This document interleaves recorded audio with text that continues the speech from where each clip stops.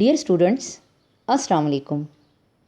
Today we are going to start chapter 6 Elements and Compounds. In this video, we will learn about an elements, metals and non-metals, uses of elements, and structure of an atom. Students, we have discussed in our previous lecture that all the things in the universe are made up of matter. And matter is anything that has mass and occupies space.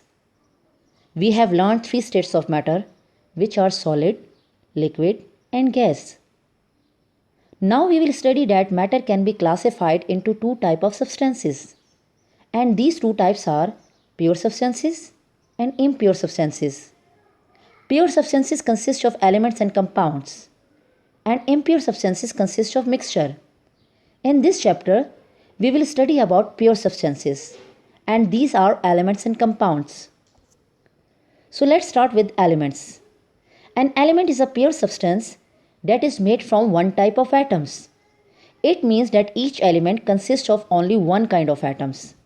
For example, carbon is an element because it is made up of only carbon atoms. In carbon, all the atoms are similar to each other, but they are different from the atoms of other elements.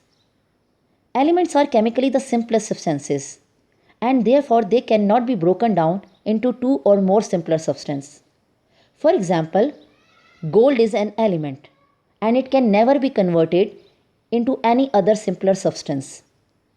Students, about 118 elements have been discovered so far, out of which 92 are natural elements, while others have been artificially prepared in the labs.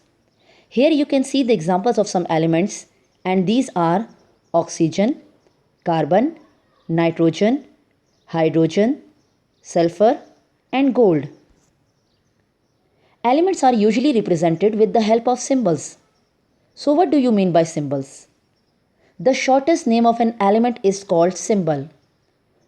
Or we can say that symbol is the short name of an element, which is easy to write and easy to remember. That is why we often used symbol instead of writing the full name of an element. Now I will show you the symbols of some elements. In some cases, the symbols of some elements start with their first letter. As you can see in the first table, the symbols of these elements start with their first letter. For example, the symbol of hydrogen is H, the symbol of boron is B, the symbol of nitrogen is N, the symbol of carbon is C, and the symbol of oxygen is O. However, in some cases, if the name of 2 or more elements start with the same letter, in that case, we take first letter in capital along with any other letter. As you can see in the second table, the symbols of some elements derive from 2 letters. For example, the symbol of helium is He, the symbol of beryllium is Be, the symbol of neon is Ne, the symbol of chromium is Cr, and the symbol of osmium is Os. Students, sometimes symbols start with the Latin names of an element, as in this table.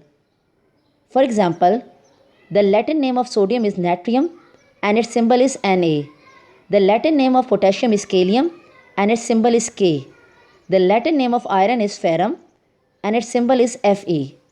The Latin name of copper is cuprum and its symbol is Cu. Argentum is the Latin name of silver and its symbol is Ag. Aurum is the Latin name of gold and its symbol is Au. And hydrogen is the Latin name of mercury and its symbol is Hg. All these elements are systematically arranged in a table, and this table is called periodic table. Periodic table is very useful because it helps us to understand the properties of elements.